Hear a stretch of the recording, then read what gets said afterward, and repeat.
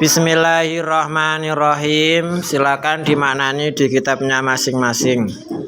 Qala al-mu'allifu rahimahullahu ta'ala wa nafa'ana bihim wa bi ulumihim fid dharaini amin. Amin. Bismillahi kelawan menyebut nama Allah. Bismillahi kelawan menyebut nama Allah. Oke, bahasa Indonesia. Ar-Rahmani dat kang welas, Ar-Rahimi dat kang asih. Usulul Islami utawi iki iku bab nerangake dasar-dasar Islam. Utawi iku tarkib mubtada disingkat jadi mim. Setiap kali Pak Guru maknani utawi, iku gak usah ditulis lengkap utawi, tapi ditulis mim. Nanti kalau ada Pak Guru maknani iku, tidak usah ditulis iku lengkap, tapi disingkat dengan kha iku khobar, mim mubtada. You understand? Usulul Islami utawi iki iku bab nerangake dasar-dasar Islam. Usulul Islami utawi iki iku bab nerangake dasar-dasar Islam. Al-Islamu utawi Islam huwa ya Islam. Al-inqiyadu iku patuh. Al-inqiyadu iku patuh lima maring aturan. Lima maring aturan. Ja'a kang teka. Lima maring aturan ja'a kang teka. Bihi kelawan gawa ma. Lima maring aturan ja'a kang teka bihi kelawan gawa ma. An-Nabiyyu sapa Kanjeng Nabi Muhammad sallallahu alaihi wasallam. Salam muga-muga paring rahmat. Salam muga-muga paring rahmat. Allahu sapa Allah. Salam muga-muga paring rahmat. Allahu sapa Allah. Alaihi ing atase Nabi. Alaihi ing atase Nabi. Wa alihi lan keluargane Nabi. Alaihi ing atase Nabi wa alihi lan keluargane Nabi. Wa sallama lan paring keselamatan sapa Allah. Wa sallama lan paring keselamatan sapa Allah. Bittibail awamiri kelawan ngikuti perintah-perintah. Bittibail awamiri kelawan ngikuti perintah-perintah. Wajtina bin nawahi lan ngedoi larangan-larangan. Usulul Islami utawi dasar-dasar Islam. Arba'atun iku ana papat. Al-Qur'anu siji Al-Qur'an, wal hadisu dua hadis, wal ijma'u tiga ijma', wal qiyasu nomor 4 qiyas. Al-Qur'anu utawi Al-Qur'an. Huwa ya Al-Qur'an. Kitabullahi iku kitabe Allah. Kitabullahi iku kitabe Allah. Al-munazzalu kang diturunake. Al-munazzalu kang diturunake. Ala sayyidina Muhammadin ing atase Nabi Muhammad sallallahu alaihi wasallam. Sallallahu artinya sama dengan atasnya, nggak usah ditulis lagi nek podo. Salam muga-muga paring rahmat Allahu sapa Allah alaihi ing atase Nabi wasallama lan paring keselamatan sapa Allah. Li islahin nasi untuk memperbaiki manusia. Fi dinihim ing dalam urusan agama mereka. Wa dunyahum lan dunia mereka. Wa akhiratihim lan akhirat mereka. Liislahin nasi untuk memperbaiki manusia. Fidinihim ing dalam agama mereka. Wa dunyahum lan dunia mereka. Wa akhiratihim lan akhirat mereka. Al hadisu utawi hadis. Huwa ya hadis aqwalun nabiyyi iku dawuh-dawuhe nabi. Aqwalun nabi ku dawuh-dawuhe Nabi Muhammad sallallahu alaihi wa alihi wasallam. Salam muga-muga paring rahmat Allahu sapa Allah alaihi ing atase nabi wa alihi lan keluargane. Wasalama lan paring keselamatan sapa Allah. Wa a'malu lan tindak lampahe nabi. Alati bayanat kang jelasake apa alati ahkamal islami ing hukum-hukum Islam. Wa arsadat lan memberi petunjuk apa alati annasa ing manusia ilaiha maring ahkam. Al ijma'u utawi ijma' huwa ya ijma' ittifaqu mujtahidil ummati iku kesepakatane ulama mujtahide iki umat. Iku kesepakatane ulama mujtahide iki umat. Ba'da nabiyya setelah nabine. Ba'da nabiyya setelah wafate Nabi Muhammad. Ba'da nabiyya setelah wafate Nabi Muhammad sallallahu alaihi wasallam. Fi asrin ing dalam satu masa. Fi asrin ing dalam satu masa. Minal aksori saking piro-piro masa. Ala ai amrin ing atase endi-endi perkara. Kana ana apa perkara. Ala ai amrin ing atase endi-endi perkara. Kana ana apa perkara. Al kiasu utawi kias. Huwa ya kias. Huwa ya kias. Tatebiku amrin iku madhaake perkara. Tatebiku amrin iku madhaake perkara. Tatebiku amrin iku madhaake perkara. Lam yujad kang ora ditemukan. Lam yujad kang ora ditemukan. Lahu maring perkara. Lam yujad kang ora ditemukan lahu maring perkara. Dalilun apa dalile? Dalilun apa dalile? Ala nadirihi ing atase bandingane perkara. Ala nadirihi ing atase bandingane perkara.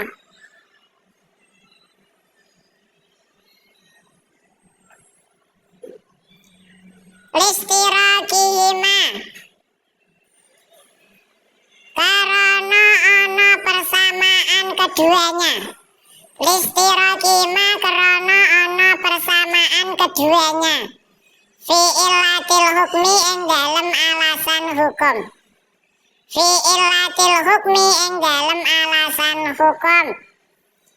Dalilun apa dalile ala nadirihi ing atase bandingane perkara.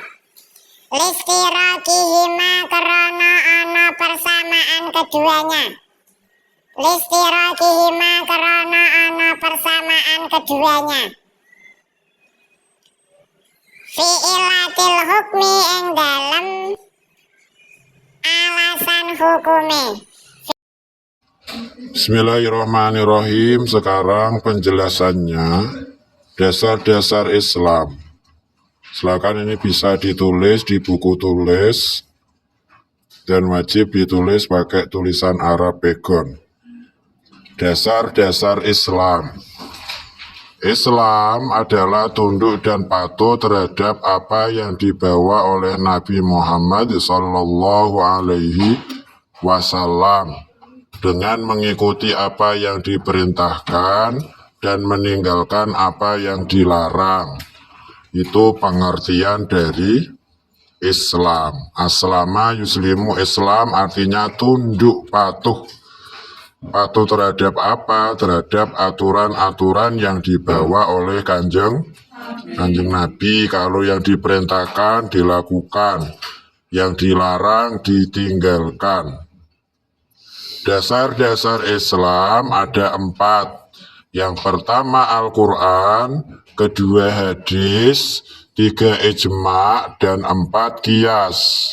Nanti akan dibahas satu-satu. Al-Quran itu apa? Al-Quran adalah kitabnya Allah yang diturunkan kepada Nabi Muhammad SAW untuk memperbaiki manusia dalam urusan agamanya, dunia, dan akhirat. Itu Al-Quran diturunkan kepada Nabi Muhammad SAW. Berarti kalau kitabnya Allah tapi diturunkannya tidak kepada Nabi Muhammad, ya bukan Al-Quran. Apa ada? Ya banyak sebelum Nabi Muhammad, contohnya kepada Nabi Isa disebut kitab Injil. Kitab Allah diturunkan kepada Nabi Musa disebut kitab Taurat. Kitabnya Allah diturunkan kepada Nabi Dawud disebut kitab Zabur. Kalau Al-Quran diturunkan kepada Nabi Muhammad SAW. Kemudian nomor 2 hadis. Hadis adalah perkataan dan tindak laku Nabi Muhammad SAW yang menjelaskan hukum-hukum Islam dan memberi petunjuk manusia tentang hukum-hukum Islam. Itu hadis. Kalau Al-Quran itu kitabnya Allah, kalamnya Allah, dewi Allah, diberikan kepada Nabi Muhammad. Kalau kalam itu dari kanjeng Nabi sendiri, dewe kanjeng Nabi, perkataannya kanjeng Nabi disebut dengan hadis. Jadi perbedaannya tadi kalau Al-Quran itu dari Allah, kalamnya Allah, diberikan kepada Nabi Muhammad. Kalau hadis, kalamnya kanjeng Nabi sendiri, dewe kanjeng Nabi sendiri. Utawa tidak ucapan tapi tindakan perbuatan. Contohnya kanjeng Nabi sholat. Nabi sholat kok ada rukuknya, ada sujudnya, ada ini, ada itu. Nah perbuatan atau tindak laku kanjeng Nabi itu bisa menjadi hadis, menjadi petunjuk. Oh kalau sholat caranya begitu. Kanjeng Nabi memberi sedekah, memberikan uang, memberikan makanan kepada orang lain. Itu ya disebut juga dengan hadis. Tindak lampai perbuatan Nabi yang begini dan yang begitu itu juga masuk hadis, bisa jadi dasar Islam, jadi petunjuk manusia tentang hukum-hukum itu namanya hadis. Kalau yang hadis omongan kanjeng Nabi dawuh disebut hadis qauli. Kalau kanjeng Nabi melakukan perbuatan tertentu disebut dengan hadis fi'li. You understand? Dasar-dasar hukum Islam yang nomor 3 adalah ijma. Ijma itu apa? Ijma adalah kesepakatan ulama mujtahid setelah wafatnya Nabi Muhammad SAW dalam satu kurun masa tentang hukum suatu perkara. Maksudnya, ijma itu termasuk sesuatu yang bisa digunakan sebagai dasar hukum Islam. Ijma itu artinya sepakat. Sepakatnya siapa? Kesepakatan ulama mujtahid. Ulama mujtahid itu artinya ulama yang berkompeten dalam ilmu fikih, ulama yang menguasai Al-Quran dan ilmu-ilmu Al-Quran. Contohnya seperti tafsir, asbabun nuzul, dan lain-lain. Juga menguasai hadis Nabi beserta ilmu-ilmu hadis. Itu ulama mujtahid. Kesepakatan ulama itu terjadi setelah wafatnya Kanjeng Nabi. Kenapa? Kalau Kanjeng Nabi masih hidup, yang digunakan dasar hukum ya langsung Kanjeng Nabi. Bisa lewat Al-Quran turun atau hadisnya Nabi. Nabi langsung menjelaskan, memberi hukum seperti ini. Nah, sekarang Kanjeng Nabi sudah wafat. Kemudian muncul perkara baru yang belum ditemukan hukumnya di dalam Al-Quran dan hadis. Kanjeng Nabi wafat, otomatis tidak ada hadis lagi, tidak ada Al-Quran turun lagi.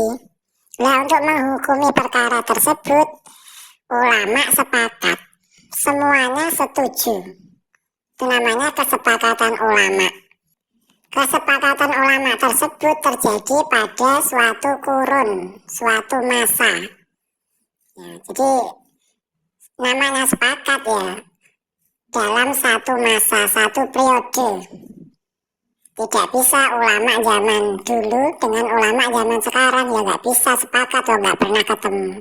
Ulama yang masih hidup pada zaman itu, semuanya tanpa terkecuali setuju atau sepakat tentang hukum suatu perkara. Itu namanya ijma. Biar lebih jelasnya, lihat contoh ijma berikut ini. Contoh ijma adalah adzan sholat Jumat 2 kali yang diperintahkan oleh sahabat Utsman bin Affan ketika menjadi khalifah. Setelah Kanjeng Nabi wafat, diganti oleh Abu Bakar, khalifah pertama. Kemudian diganti oleh Umar bin Khattab. Waktu Nabi, Abu Bakar, Umar itu adzan sholat Jumat hanya 1 kali, seperti sholat-sholat yang lain. Ketika Utsman bin Affan jadi khalifah yang ketiga, Utsman bin Affan memerintahkan agar adzan sholat Jumat dilakukan 2 kali. Kenapa dilakukan 2 kali? Karena ketika zaman Utsman bin Affan jadi khalifah, sholat Jumat sudah adzan 1 kali. Sahabat-sahabat atau orang Islam waktu itu datang ke masjid untuk sholat Jumat, banyak yang terlambat datangnya. Khatib sudah khutbah, sudah selesai adzan, kemudian khatib khutbah, baru orang-orang Islam baru datang ke masjid. Kemudian Utsman punya ide, punya pemikiran, kalau adzannya dilakukan 2 kali saja. Adzan yang pertama agar orang datang ke masjid, setelah datang ke masjid, sudah kumpul semua di masjid, baru diadzani lagi 2 kali. Itu terjadi pada zaman Utsman bin Affan. Nah, pada waktu itu, semua sahabat-sahabat yang masih hidup pada zaman Utsman bin Affan setuju, sepakat. Itu namanya ijma, sepakat. Tidak ada satupun yang menolak, tidak ada satupun yang menentang. Ya, sepakat, setuju, gak apa-apa adzan sholat Jumat 2 kali dengan maksud tersebut. Itu namanya ijma, kesepakatan ulama. Terjadi pada setelah Nabi wafat. Karena kalau Nabi masih hidup, ya semua terserah Kanjeng Nabi, bertanya langsung kepada Kanjeng Nabi. Terus Kanjeng Nabi memberi hukum. Tapi ini Kanjeng Nabi sudah wafat, kemudian ada yang berpendapat seperti ini, terus yang lainnya itu setuju, sepakat. Itu namanya ijma. Ya, padahal zaman Nabi, Abu Bakar, dan Umar adzan Jumat hanya 1 kali. Setelah zamannya Utsman bin Affan jadi khalifah, dia punya usul, punya ide, punya pendapat, adzan sholat Jumat 2 kali. Yang lainnya sepakat, setuju, tidak ada yang menentang. Meskipun pada saat ini ada yang menentang, ada yang tidak setuju, ya tidak dianggap. Karena waktu Utsman bin Affan masih hidup semuanya sepakat.